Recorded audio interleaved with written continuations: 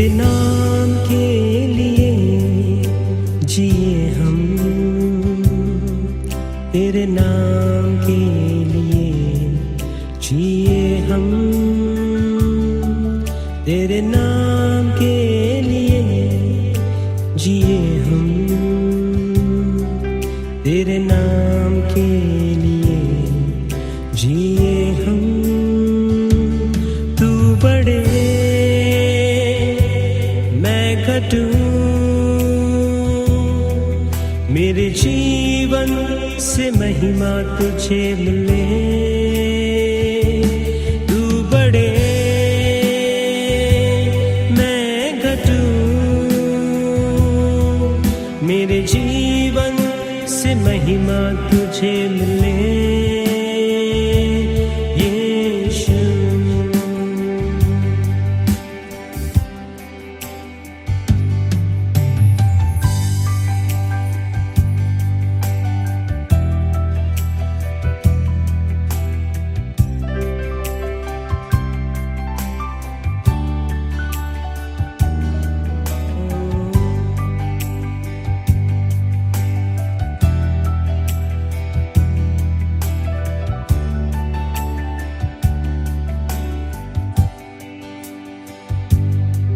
स्तुतियों के बीच में विराजमान प्रभु, तू बड़े और मैं घटूं। स्तुतियों के बीच में विराजमान प्रभु, तू बड़े और मैं घटूं। तू बड़े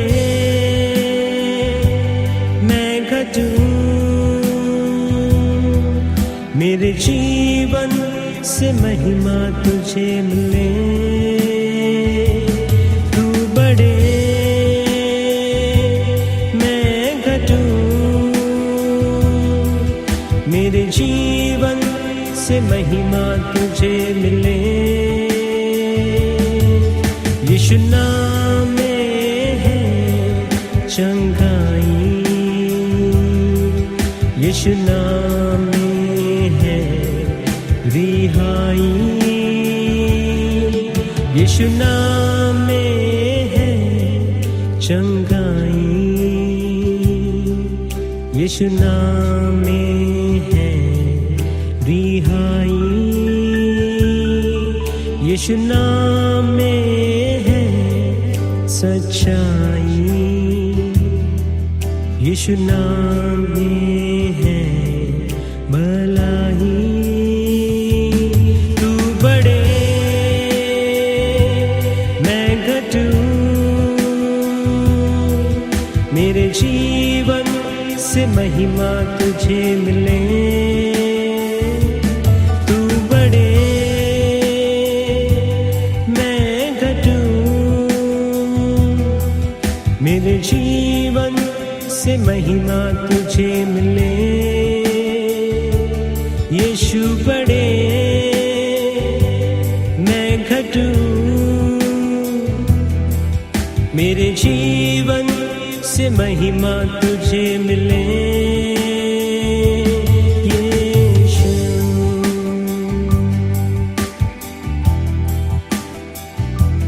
यीशु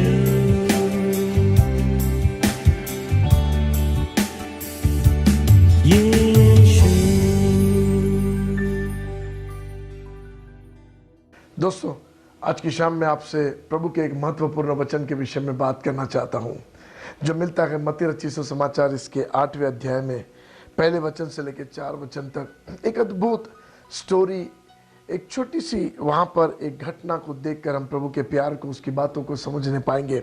लिखा है, जब वो उस पहाड़ से उतरा तो एक बड़ी भीड़ उसके पीछे हो ली, और देखो एक कोढ़ी ने पास आकर उसे प्रणाम किया और कहा, हे प्रभु, यदि तू चाहे तो मुझे शुद्ध कर सकता है। यीशु ने हाथ बढ़ाकर उसे छुआ और कहा, मैं चाहता हूँ तू शुद्ध हो जा। और वो तुरंत कोढ़ से शुद्ध हो गया। यीशु ने उससे कहा, देख, किसी से ना कहना, परंतु जाकर अपने आप को याजक को दिखा, और जो चढ़ावा मूसा ने ठहराया है उसे चढ़ा ताकि लोगों के लिए गवाही हो। प्यारो, ये जब मैं इस भाग को पढ़ रहा था तब पवित्र आत्मा ने मुझे इसका बैकग्राउंड चीज़ें मुझे दिखाया जो मैं आपको इस समय बात करना चाहता हूँ। कई सारी बातें जो प्रभु की आत्मा ने मुझे दिखाया मैं आपको बताना चाहता हूँ। पहाड़ों के बीच में एक छोटा सा गांव था। उस गांव में एक सुंदर परिवार रहा करता था, पति पत्नी बच्चे। और पति जो था वो नौकरी पे जाता था, ज़रूरतों को पूरी करता था परिवार के। किसी भी चीज़ की ज़रूरत लगती तो पत्नी आके पति से कहती है, ए जी हमको ये लाना है, हमको ये चीज़ों की ज़रूरत है। तो वो कहता चिंता मत कर, मैं हूँ, मैं सारी तेरी ज़रूरतों को पूरी करूँगा। सो एक बड़ा खुशहाल परिवार सुंदर जिंदगी जी रहा था। ऐसा हुआ अचानक से पति आकर एक दिन अपनी पत्नी से कहने लगा, सुन, मेरी उंगलियों में, हाथों के, मेरे पैरों की उंगलियों में मुझे थोड़ा कुछ महसूस नहीं होता है, हल्का झंझनाहट सा लगता है। पत्नी ने कहा कोई बात नहीं, हम कुछ दिन तक और देखेंगे, चला गया तो चला गया, वरना हम देखेंगे। मगर कुछ दिन बीतने लगे और कुछ दिन बीतने के बाद पति आके अपने पत्नी से कहता है, अब मुझे कुछ महसूस नहीं होता, मैं छूता हूं तो मुझे पता नहीं चल रहा, मेरे पैरों की उंगली में मुझे पता नहीं चल रहा। पति पत्नी थोड़ा घबरा गए। उन्होंने कहा चलो हम जाकर जांच करेंगे ये क्या है। तो पति पत्नी शायद दोनों घर से एक साथ में निकले। पत्नी अपने पति को समझाती है, दिलासा देती है, मगर दोनों घर से निकल के चले गए। उन दिनों में प्रथा थी कि जब भी किसी को ऐसा कुछ हो जाए तो महायाजक, याजक लोग होते थे जो धर्म गुरु थे, उन्हें दिखाया जाता था और वे शरीर का जांच करते थे और शरीर को जांचने के बाद बताते थे कि वो क्या है। तब पति पत्नी दोनों आए। याजक ने पत्नी को बाहर बिठाया और पति को अंदर जांचने के लिए लेकर गया। जब पति को उसने जांचा, जांचने के बाद एक भयानक खबर उसको दिया और वो खबर ये थी कि तुझे कोढ़ हो गया है, तेरे शरीर में कोढ़ है। ये आदमी का दिल दहल गया सुनकर, क्योंकि उन दिनों में कोढ़ का कोई इलाज नहीं था। उन दिनों में कोढ़ से बचने के लिए कुछ भी इलाज नहीं था। जड़ी बूटी में, दवाइयों में कोई इलाज नहीं था। एक घबरा देने वाली खबर उसके कान पर पड़ी। तब वो घबरा गया। तब उस याजक ने उससे कहा, सुन, आज से तू अपने पत्नी के साथ, अपने लोगों के साथ जाकर अपने घर में, अपने नगर में नहीं रह सकता, मगर शास्त्र के लेख के अनुसार, व्यवस्था में जो लिखा है उसके अनुसार तुझे नगर के बाहर जाकर रहना है। और उस नगर के दरवाजे के बाहर जहाँ फाटक है, उस फाटक के बाहर में तुझे रहना है, अपने वस्त्रों को फाड़ कर। यदि गलती से भी कोई तेरे मार्ग में आता हुआ हो और उसने ना देखा मगर तूने देखा है, तो तुझे चिल्ला कर कहना है, अशुद्ध अशुद्ध अशुद्ध। तब वे लोग अपना दूसरा मार्ग ले लेंगे। सुन, समाज में गलती से भी मत आना, समाज तुझे पथराव करके मार डालेगा। आज के बाद इंसानों के बीच में मत आना। ये इंसान, ये व्यक्ति का जीवन घबरा गया ऐसी दर्दनाक अपने जीवन के लिए बात को सुनकर। और ये व्यक्ति जब उस कमरे से बाहर आया, मुरझाए हुए चेहरे को लेकर, उसकी पत्नी देखकर खड़ी हो गई होगी और पत्नी ने पूछा क्या हुआ। दौड़ के उसके पास आई तो कहता, मेरे पास मत आना, मेरे नजदीक मत आना, क्योंकि मुझे कोढ़ हो गया है। अब कोई मुझे छू नहीं सकता, क्योंकि जो मुझे छुएगा वो अशुद्ध हो जाएगा। सुन, अब मैं तेरे साथ नहीं रह सकता, अब मैं घर वापस नहीं आ सकता, मगर मेरे लिए शास्त्र में लिखा है कि जिसे कोढ़ हो जाए उस व्यक्ति को नगर के दरवाजे के बाहर जाकर रहना है। मैं तेरे साथ नहीं आ सकता।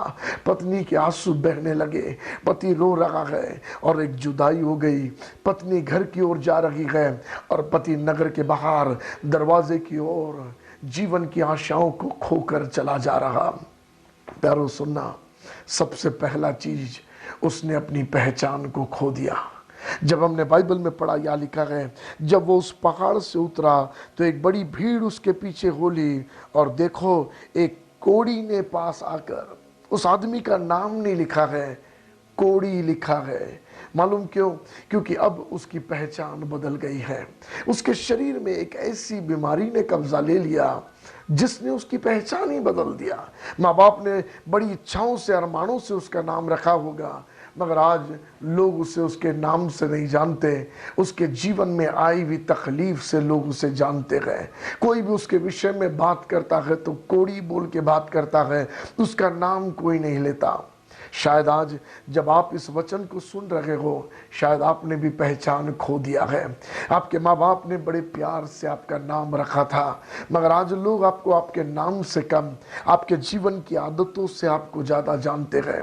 आपको पता, कई लोग हैं जिन्हें उनके नाम से लोग नहीं जानते। जब आप उनका नाम लेके बात करो तो बोलते, कौन? वो शराबी, वो दारूबाज जो रास्ते पर कहीं पर पड़ा हुआ होता है, वो नशेबाज कहीं पड़ा होता, लोग नाम से नहीं जानते, उसे दारूड़िया करके जानते हैं। कई जवान लड़कियां हैं जिन्हें उनके नाम से नहीं जाना जाता, मगर उन्हें वेश्या करके जाना जाता है। उनको उनका नाम ले तो लोग नहीं जानते, मगर वो वेश्या बोले तो लोग जानते हैं। कई ऐसे भी हैं जिन्होंने अपना नाम इस तरीके से खो दिया है, उन्होंने दादागिरियां किया, गुंडागर्दियां किया, खून खराबा किया, अब लोग उन्हें गुंडा बोल के जानते हैं।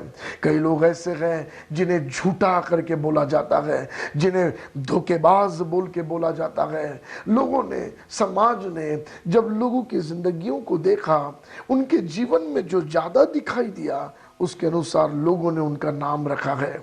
आज मैं आपसे पूछना चाहता, आपके पड़ोसी, आपके लोग आपको किस नाम से जानते हैं? क्या है आपकी पहचान? कई लोगों ने जीवन की बुरी आदतों में अपनी पहचानों को खो दिया, जीवन में ऐसी चीजों को चुन लिया जिससे उन्होंने सब कुछ खो दिया, और अब उनको लगता है कोई आशा नहीं है। वो ड्रग एडिक्ट, वो नशेबाज, वो बुरा इंसान, रिश्तेदार अपने बच्चों को उसके साथ रखना नहीं चाहते, इसलिए क्योंकि अब इस व्यक्ति ने अपनी पहचान खो दिया, वो गंदा करके जाना जाता है। प्यारो, यदि ऐसी दशा में आपकी जीवन है, मैं आज आपसे कहना चाहता, चिंता की बात नहीं है। आपने कितनी भी बुराइयों को अपने जीवन में हासिल किया होगा, समाज जब आपको देखता है सिर्फ एक बुरा इंसान करके देखता होगा, मगर आज मैं आपसे कहना चाहता, मेरे यीशु के चरण पर आपके लिए इलाज है। जैसे ये कोढ़ी व्यक्ति यीशु के चरण पर आकर गिरा और उसकी परिस्थिति सुधर गई, मैं आज आपसे कहना चाहता हूं, यदि आज आप जहां गए वहीं अपने यीशु के सामने घुटना टेक कर आप कहे, प्रभु यीशु, मैंने पहचान खो दिया है, लोग मुझे बुरे नाम से पुकारते हैं, मुझको खुद को पता है मैं एक गंदा इंसान हूँ, मेरी कल्पनाएं सगी नगी है, मेरे जीवन का पाप लोगों के सामने खुला है, लोग मुझे जानते, मेरे पाप के कारण मुझे जानते हैं, मेरे माँ बाप ने जो नाम मुझे दिया था उसको मैं गमा बैठा हूँ, मगर मेरी बुराइयां लोगों के सामने है। मैं आपसे कहना चाहता, आज प्रभु यीशु आपकी पहचान को बदलना चाहता है। जैसे उसने इस कोढ़ी व्यक्ति को, जिसके पास कोई इलाज नहीं था, बदल दिया, ये यीशु आपकी पहचान को भी बदल सकता है। इतना ही नहीं, उसने सिर्फ पहचान नहीं खोया, नंबर 2, उसने अपनी सेहत को खो दिया। उसकी तबीयत बिगड़ गई, उसे कोढ़ शरीर में हो गया। कोढ़ एक ऐसी बीमारी है, जब वो शरीर में आती है तो धीरे धीरे शरीर के इम्यून सिस्टम को कमजोर करती है और बीमारियों से लड़ने की ताकतों को खत्म करती है। ये इंसान धीरे धीरे रोगी हो गया, कमजोर हो गया। एक कोढ़ी आदमी चलते चलते उसके पैर की उंगली टूट के गिर जाए, उसे पता नहीं चलता है। हाथों की उंगलियां अंदर अंदर गलने लगती है, नाक के अंदर की हड्डियां पिघलने लगती है। एक कोढ़ी आदमी अंदर अंदर से कमजोर होकर हड्डियां उसकी गलने लगती, ऐसी बुरी दशा में, बीमारी में फंस जाता है। और ऐसी बीमारी में ये फंस गया जिसका कोई इलाज नहीं था। प्यारों, मैं आपको बता दूं, यदि आपका जीवन भी ऐसी बातों से होकर गुजर रहा है जहां कोई इलाज आपको नजर नहीं आता, या आपके घर परिवार में कोई ऐसा है जो बीमारी के बिस्तरे पर पड़ा हुआ है और कई दिनों से पड़ा है, डॉक्टरों ने जवाब दे दिया, कोई रास्ता नहीं दिखाई देता है और आपको ऐसा लगता है कि अब कुछ बाकी नहीं है, सुनो, मैं आपसे कहना चाहता, यीशु के चरण पर आपकी बीमारी के लिए इलाज है। जैसे मैंने पहले भी वीडियो में बताया, एक और बार आपको बताऊंगा, मेरे भाई विल्सन को ब्लड कैंसर हो गया था। डॉक्टरों ने कह दिया वो 3 महीने से ज़्यादा नहीं जिएगा। और जब डॉक्टरों ने कह दिया, क्योंकि दवाइयाँ काम नहीं कर रही थी, विल्सन का शरीर रिस्पॉन्ड नहीं कर रहा था, हालातें बुरी थी, यही नागपुर मेडिकल कॉलेज हॉस्पिटल में विल्सन एडमिट था और डॉक्टर ने कह दिया 3 महीने से ज़्यादा नहीं जिएगा। पर मैं आपको बताऊं, आज विल्सन 30 साल के ऊपर हो गया, जिंदा है। उसकी शादी हो गई, बच्चे हैं, दूसरी कोई बीमारी से कभी हॉस्पिटल में एडमिट नहीं हुआ। और जब 2 साल के बाद विल्सन को जाके चेकअप कराया तो डॉक्टर कहता इसे कभी कैंसर था ही नहीं। मालूम क्यों? क्योंकि उस दिन जब विल्सन बिस्तरे पर पड़ा हुआ था, सारे परिवार के लोग उसके आजू बाजू घेर कर प्रभु यीशु मसीह के चरण पर विनती करके कहने लगे, यीशु आपके मार खाने से बीमार चंगे हो जाते हैं, प्रभु आज आप दया करो विल्सन पर। और वो दिन जब परिवार यीशु के चरण पर गिरा, हमने यीशु मसीह की देह में से इलाज को पा लिया, उसके चरण पर हमारी समस्या के हल को पा लिया। प्यारो, बीमारी से डरना मत, क्योंकि यीशु ने कोड़ू की मार आपके लिए खाया है। एक बार उसी बीमारी में आप यीशु को पुकार के देखो, सच्चे दिल से पुकार के देखो और कहो, यीशु तेरी प्रभुता मेरी बीमारी पर काम करे, यीशु मेरे इस हालात पर तेरी प्रभुता काम करे। और मैं आपसे कह दूं, वो प्रभु यीशु कहता, तू पुकारेगा और मैं तेरी सुनूंगा। वो यीशु के चरण पर आपके लिए इलाज है। सो नंबर 1, इस आदमी ने अपनी सेहत को खो दिया। नंबर 2, इसने अपने पहचान को खो दिया। नंबर 3, एक समय था जब यह समाज में रहता था, घर परिवार की जरूरतें पूरी करता, नौकरी पानी करता होगा, धन कमाता होगा, शायद बिजनेस करता है, क्या करता मैं नहीं जानता, मगर परिवार की ज़रूरतें पूरी करने वाला ये इंसान था। अपने परिवार की ये सूदी लेता था, उनकी सारी इच्छाओं को पूरी करता है, बच्चों की ज़रूरतें पूरी करता है, जन्मदिन आता है तो तोहफा लेके आता, घर में खाने पीने की चीज़ ये चाहिए, सब कुछ पूरा करता है। कैसे? क्योंकि ये धन कमाता है, नौकरी करता है, पैसा रुपया कमाता है। मगर आज क्योंकि समाज से बेदखल कर दिया गया, लोगों ने अलग कर दिया, अकेला फाटक के बाहर पड़ा हुआ है, आज ऐसे हाल में ये व्यक्ति, इसने अपने धन कमाई के साधन को खो दिया, इसने अपने शायद बिजनेस को खो दिया या नौकरी को खो दिया। आज यहाँ बैठा बैठा नगर के फाटक के बाहर सोचता है, एक समय था जब मैं अच्छा कमाता था, अपने पत्नी के बच्चों की जरूरतों को पूरी करता था, मगर आज ये समय है दिन में 3 वक्त की रोटी के लिए भी मैं तरसता हूँ।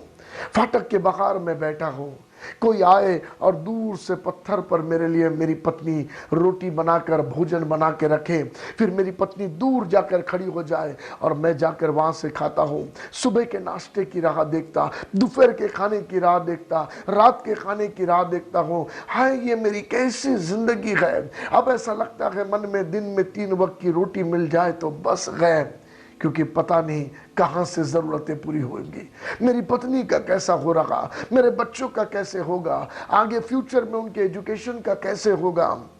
मैं अच्छी नौकरी करता था, शायद आप कहते होंगे, मगर वो नौकरी अब छूट गई है। बिजनेस एक समय अच्छा चलता था, मगर अब बिजनेस डूब चुका है। और आपके मन में एक बड़ा सवाल है, कहाँ से होगा, घर की ज़रूरतें कहाँ से पूरी की जाएगी, कैसे सूदी ली जाएगी। सुनो प्यारो, यदि आप ऐसे हाल में होकर गुजर रहे हैं, ये प्रभु यीशु मसीह कहता, चिंता मत करना, धन कमाने की सामर्थ मैं यहोवा देता हूँ। आज मैं आपसे कहना चाहता, आपकी गरीबी का इलाज यीशु ने अपनी देह में कर दिया। जब वो क्रूस पर लटका हुआ था, उसके बदन से लोगों ने कपड़ों को निकाल दिया और यीशु नंगा हो गया। तब उसके नंगे बदन में से एक वचन निकला, और वो वचन था, गरीब कहे मैं धनवान हूँ। इसलिए प्यारों में आपसे कहना चाहता, सुनो, चिंता मत करना, उन्नति पूर्व पश्चिम उत्तर दक्षिण से नहीं, यहोवा की ओर से आती है। वो परमेश्वर कहता, मैं पूर्व और पश्चिम को आज्ञा दूंगा और उत्तर और दक्षिण से भी कहूंगा, रोको मत, उसे दे दो। चिंता मत करना, उस हालात में अपने मन की कल्पनाओं में हिम्मत को मत हारना। यीशु के चरण पर गिर कर कहना, यीशु यदि तू मेरी गरीबी का इलाज कर सकता है प्रभु यीशु, यदि तू मेरे टूटे हुए बिजनेस को फिर से खड़ा कर सकता है तो मैं तुझसे विनती करता हूं यीशु, मुझ पर दया कर लॉर्ड, कि मैं अपने परिवार की सुधि ले सकूं। मैं आपसे कहता, ज्ञान का आत्मा प्रभु देता है, समझ का आत्मा प्रभु देता है, और जब आप प्रार्थना करोगे ज्ञान का आत्मा, समझ का आत्मा आपकी मदद करेगा प्यारो, वो आपके साथ में खड़ा रहेगा। मैं आपको बताऊं, मेरा जीवन फाइनेंशियली बहुत तकलीफ में था, मेरे जीवन में बहुत कम कमाई थी, बहुत कम रीति से मेरा जीवन चलता था, मगर मेरे प्रभु यीशु मसीह ने मेरे जीवन को बदल के रख दिया। उसने लोगों को तैयार किया। एक बार मैं आपको सच्ची बात बता रहा, जब मेरा बैंक अकाउंट 0 हो गया था, मुझे मालूम नहीं था कहां से नौकरी आएगी, तब एक बार मेरी पत्नी के साथ बैठकर कागज पर मैंने लिखा, हर महीना हमारी कितनी जरूरत है। कागज पर हमने लिखा, हर एक चीजों को लिखा, अच्छे कपड़े पहनेंगे, अच्छे से घूमेंगे, हम जाके KFC में चिकन खाएंगे, सारी चीजें कागज पर लिखा। और हमने बजट बनाया, 47,500 का नीड हमारा है। मैं आपको बताऊं, एक दिन कागज में लिखकर मैंने और मेरी पत्नी ने, हम दोनों ने मिलकर प्रार्थना की और कहा, यीशु पापा, ये हमारी जरूरत है, हम आपकी ओर उठाते हैं और आपसे विनती करते, आप ये हमारी जरूरतों को पूरी करो, हम आपकी सेवा के लिए दौड़ेंगे। वो एक दिन मैंने मेरी पत्नी के साथ प्रार्थना किया, और आज का दिन है, हर महीना प्रभु मुझे 50,000 के ऊपर मेरी जरूरतों को पूरी करता है। यहाँ मैं आपको मेरी तनख्वाह बताने के लिए नहीं खड़ा हूँ, मैं आपको ये बताने के लिए खड़ा हूँ, यीशु के चरण पर आपकी गरीबी का इलाज है, आपके डूबे हुए बिजनेस का इलाज है। वो यीशु कहता, मैं टूटे हुए बाड़े को सुधारता हूँ, मैं गिरे हुए को फिर से उठाकर खड़ा करता हूँ। मैं आपसे विनती करना चाहता, अपने आप को ऐसा ही मत बिताओ, यीशु के चरण पर गिरकर उसे पुकारो, वो परिस्थिति को बदल देगा। सो नंबर 1, इस व्यक्ति ने अपनी पहचान खो दिया। नंबर 2, अपनी सेहत खो दिया। नंबर 3, अपने कमाई के रास्ते को खो दिया। नंबर 4, इसने अपने परिवार को खो दिया। उसकी पत्नी कहीं और रहती है, बच्चे कहीं और रहते हैं, और ये नगर के बाहर कहीं और रहता है। उसको याद आती है पत्नी बच्चे की, मगर उनके पास जा नहीं सकता। रोज सुबह पत्नी इधर रोटी खाना बनाकर लाकर दूर पत्थर पर रखती है। मेरे मन में कल्पना आती है कि जब शायद बच्चे का जन्मदिन हो तो मम्मी उसे तैयार करके लाकर, चल पापा को दिखाने लाती हो, दूर से पिताजी को दिखा रही। बच्चा दौड़ के पापा के पास जाना चाहता है, मगर मम्मी उसे रोकती है। वहां से पिताजी का दिल फट रहा है कि मेरा बेटा मुझसे मिलने आया, मगर मैं उससे मिल नहीं सकता। एक दूरी आ गई है पति पत्नी के बीच में, कुछ बातें ऐसी बीच में आ गई जिसने पति पत्नी को दूर कर दिया। शायद आज आपका परिवार भी ऐसा होगा, कुछ बातें आप पति पत्नी के बीच में ऐसी आ गई है जिसने आपको अलग कर दिया। तलाक होने के कतार पर परिवार आ गया, या आपने तलाक भी लेकर अलग हो गए हैं। बच्चे आज तड़पते हैं, उन्हें मम्मी का प्यार भी चाहिए, उन्हें पापा का भी प्यार चाहिए। या तो बच्चे मम्मी के पास है, या तो बच्चे पापा के पास है। परिवार टूटी हुई दशा में है, कोई आशा नहीं है, दुनिया में कोई परिवार के जुड़ने का रास्ता आपको नहीं दिखाई देता है। मगर सुनो, मैं आपसे कहता, क्यों? इसलिए क्योंकि आप घबराए हुए हैं। आप देख रहे हैं कि मेरे पति और मेरे बीच में एक दूसरी स्त्री आकर खड़ी हो गई, मेरे पति और मेरे बीच में शराब आकर खड़ा हो गया, मेरे पति और मेरे पत्नी और मेरे बीच में एक दूसरा पुरुष आकर खड़ा हो गया। वो क्या है जो आपके और आपके पति के बीच में, या आपके और आपके पत्नी के बीच में आके खड़ा हो गया है, और अब परिवार अलग अलग है। मैं आपसे कहना चाहता, यदि आप ऐसी टूटी हुई दशा में है, मेरे बाइबल में लिखा है, वो टूटे हुए बाड़े को सुधारता है, वो टूटे हुए सरकंडे को फेंकता नहीं है। अपने उसी टूटी हुई दशा में आज एक बार यीशु मसीह को पुकार कर देखो, वो उम्दा काउंसिलर है। और जब वो काउंसलिंग करता है तब पत्नी को अपनी गलती समझ में आती है, पति को अपनी गलती समझ में आती है, और वो टूटे हुए परिवार को फिर से जोड़ देता है। प्यारो, मैं आपसे कहना चाहता, उस टूटी हुई दशा में एक दूसरे को दोष देते मत बैठो। यीशु के चरण पर गिरकर यीशु से कहो, लॉर्ड मेरे घर की स्थिति को सुधार दे, प्रभु मेरे घर के इस हालात को तू सुधार दे। और मैं आपसे सच कहता, यीशु के चरण पर इलाज है। मुझे याद है एक दिन मीटिंग छूट गया और मीटिंग छूटने के बाद मैं गाड़ी से आ रहा था, सो एक अंकल आंटी बाहर बैठे हुए थे। मैंने अंकल आंटी से कहा, अंकल आप मीटिंग में क्यों नहीं आए? अंकल बोले, आप अंदर जाके देखो क्या हो रहा है। जैसे मैं अंदर गया तो उनका बेटा और उनकी बहू वकील बैठे थे और तलाक के पेपर का काम चल रहा था। मैंने देखा वे लोग तलाक की बातें कर रहे हैं। मैंने वकील से कहा, वकील जी क्या आप मुझे 5 मिनट दोगे? मुझे इनसे बात करना है, क्या आप 5 मिनट मुझे दोगे? वकील 5 मिनट के लिए बाहर गए। मैंने उनसे कहा, आपकी परिस्थिति के लिए यीशु के चरण पर इलाज है। उनसे प्रभु यीशु मसीह के प्यार के विषय में बात किया, क्षमा के विषय में बात किया। आज वे दोनों परिवार यीशु में जुड़ गए हैं। दोनों अलग नहीं हुए मगर जुड़ गए हैं। प्यारों, मैं आपसे कहना चाहता, कोई बात कठिन नहीं है। एक बार यीशु को आप पुकार के देखो। सो नंबर 1, इस आदमी ने पहचान खो दिया।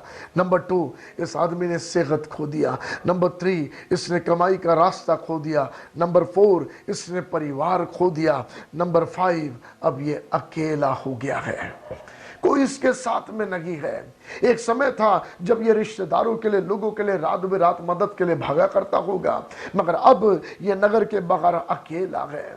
मैं आपको बताऊं, जब इंसान की सेहत भली चंगी है ना, जब उसका हेल्थ अच्छा है, तब इंसान को किसी की जरूरत नहीं पड़ती, वो अपने आप में सब कुछ कर सकता है।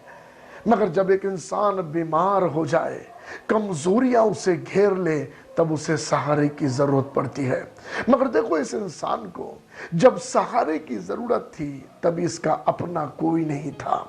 इसकी पत्नी इसके पास नहीं, इसके बच्चे अपने पास नहीं, इसके दोस्त यार मित्र जो इसके साथ मजाक करते होंगे वो अपने साथ नहीं। जीवन की लड़ाई अकेला लड़ रहा है, रास्ता समझ में नहीं आ रहा। प्यारो, शायद आज आपकी स्थिति भी ऐसी होगी जहां आपका मन आपसे कहता है तू अकेला है, कोई नहीं है तेरे साथ। इस जीवन की लड़ाई आप अकेले लड़ रहे होंगे। आपको कोई नजर नहीं आता, आपको कुछ दिखाई नहीं देता है, और आपको ऐसा लगता है कोई है क्या मुझे बचाने के लिए? क्या कोई है जो मुझे इस कर्जे में से है, जो मुझे इस परिस्थिति से बाहर निकालेगा? आपको कोई रास्ता नहीं दिखाई देता है, आपको कुछ समझ में नहीं आ रहा है कि ये कैसा होगा, किस हाल में, किस तरीके से मैं इस जीवन को जीने पाऊंगा, कैसे मैं ये काम करने पाऊंगा। सुनो, मैं आपसे कहना चाहता, यदि आप अकेले हैं, घबराना मत। इस यीशु मसीह ने आपसे कहा है, जगत के अंत तक सदैव मैं तेरे साथ हूं। आप अकेले नहीं, यीशु आपके साथ है। और एक बात मेरी ध्यान से समझ लेना, आप, यीशु मसीह जानता है अकेलापन क्या है, क्योंकि लोगों ने उसे छोड़ दिया था। उसके 12 चेले जो उसके साथ थे, उन्होंने उसे छोड़ दिया था। और ये यीशु मसीह जो अकेलेपन को जानता है, ये प्रभु यीशु मसीह आपसे कहता है, बेटा चिंता मत करना, जगत के अंत तक मैं सदैव तेरे साथ हूं।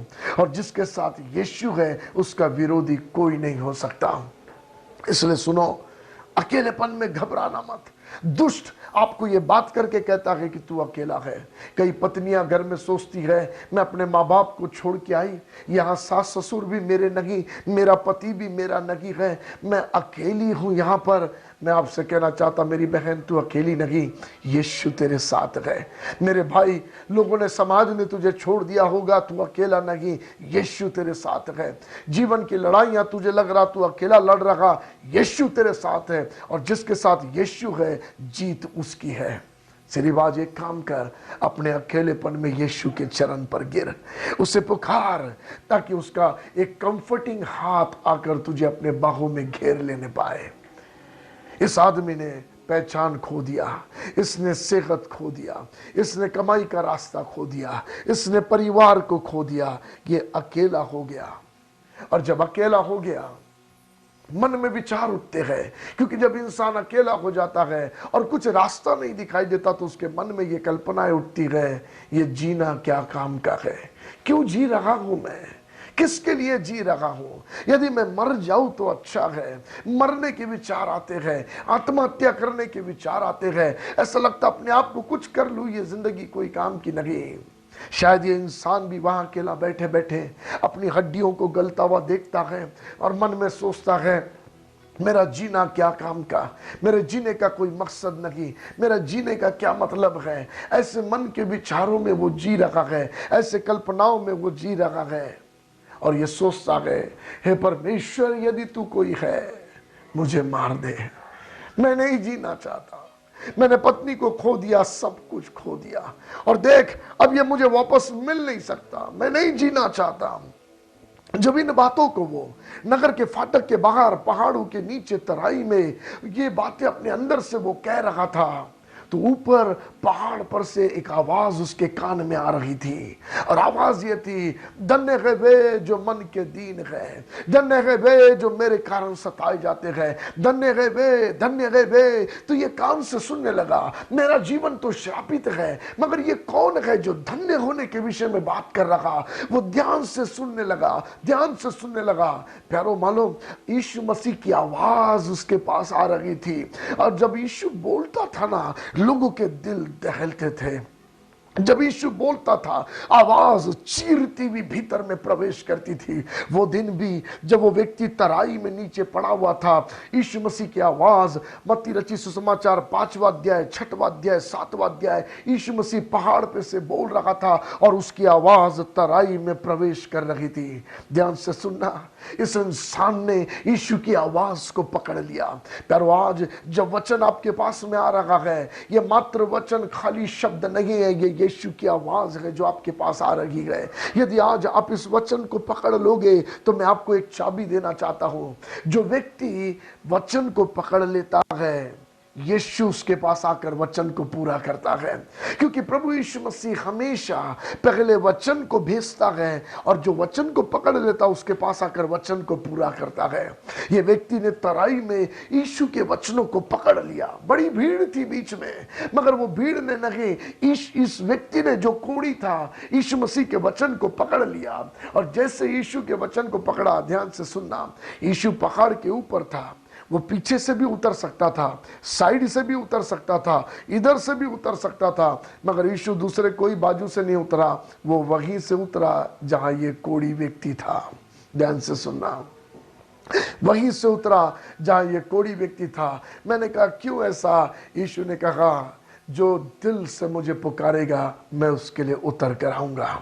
प्यारो, मैं आज आपको उसके बारे में नहीं बता रहा जो आपको पहाड़ों पर या यहाँ वहाँ बुला रहा है। आज मैं आपको उसके बारे में बताने आ रहा जो आपके जीवन की तकलीफ में जब आप पुकारे वो आपके लिए खुद उतर के आने के लिए तैयार है।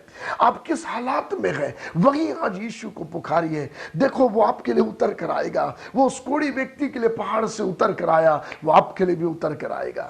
बाइबल कहती है कोढ़ी व्यक्ति दौड़ के आया, यीशु के चरण पर गिर गया। ध्यान से सुनना, ध्यान से सुनना, ये कोढ़ी व्यक्ति पहाड़ पे चढ़ के इसलिए नहीं गया, दो बातें इसे रोकती थी। नंबर 1, उसका शरीर इतना कमजोर था वो पहाड़ नहीं चढ़ सकता था। आज आपको भी ये बातें शायद रोकती होगी, आपका जीवन इतना पाप में कमजोर है कि आप सच्चाई को जानने के बाद भी नहीं आना चाहते। आपको मालूम है फिर भी शराब नहीं छोड़ना चाहते, आपको सच्चाई मालूम है मगर आप निकलना नहीं चाहते हैं। मगर आज मैं आपको कहना चाहता हूं, ये आदमी को भी वो बात रोक रही थी, उसका जीवन कमजोर था। नंबर 2, उसके और यीशु मसीह के बीच में समाज बैठा हुआ था, जो समाज ने बोला यदि तू आएगा तो पथराव करके मार डालेंगे। समाज का डर है, मारने वालों का डर है। शायद आज आप भी सच्चाई को जानकर यीशु के पास नहीं आते हैं क्योंकि आपको भी समाज का डर है। क्या होगा, रिश्तेदार छोड़ देंगे, क्या होगा, बाप दादा प्रॉपर्टी चीजें छोड़ देंगे, कैसा होगा, शायद आपको भी समाज का डर सताता होगा। मगर मैं आपको बता दूं, चाहे आपकी कमजोरी, चाहे समाज का डर आपको रोक दे, मगर यीशु की मोहब्बत आपके पास उसको लेकर आती है। आप जहां कहीं भी है वही यीशु को पुकारिए, यीशु आपके लिए उतर कर आएगा। थोड़ा सा सीन को देखना, यीशु मसीह यहाँ बैठा है, भीड़ बीच में है और कोढ़ी व्यक्ति यहाँ पर है। मगर वचन कहता है जब वो उस पहाड़ से उतरा तो एक बड़ी भीड़ उसके पीछे हो ली। इसका मतलब यीशु यहाँ था, भीड़ यहाँ थी, कोढ़ी व्यक्ति यहाँ था, मगर जब यीशु उठकर निकला ना तो वो भीड़ को चीर के आगे चला गया कोढ़ी व्यक्ति के पास। मैं आज आपको बता दूं, देखो एक कोढ़ी ने पास आकर उसे प्रणाम किया। कोढ़ी दौड़ के आके यीशु के चरण पर गिरा। यीशु के 12 चेले भी वहां पर थे, मगर कोई भी आकर चेले को विनती नहीं किया। उस कोढ़ी व्यक्ति ने आकर ये नहीं बोला, पतरस प्लीज यीशु को बोलना मेरे लिए प्रार्थना कर, ना। वो वाया वाया लोगों के पीछे पीछे नहीं गया। सुनो, मैं आपको बता दूं खुल के, किसी की जरूरत नहीं जिसके द्वारा आप यीशु से बात करें, ना। आप डायरेक्ट यीशु से बात कर सकते हैं। वो डायरेक्ट आपसे मिलना चाहता है।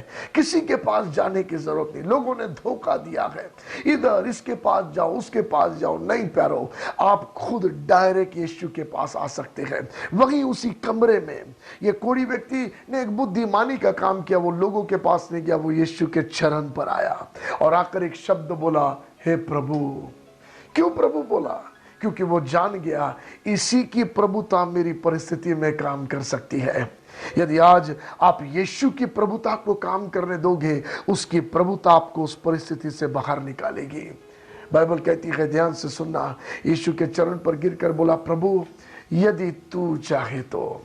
इसका मतलब उसने ये कह दिया, देख मेरी चाहत के चलाए मैं यहां आकर फंस गया, मेरी चाहत के चलाए मेरी परिस्थिति ऐसी हो गई, मगर आज से मेरी इच्छा नहीं, जो तू चाहेगा वही मेरे जीवन में पूरा हो।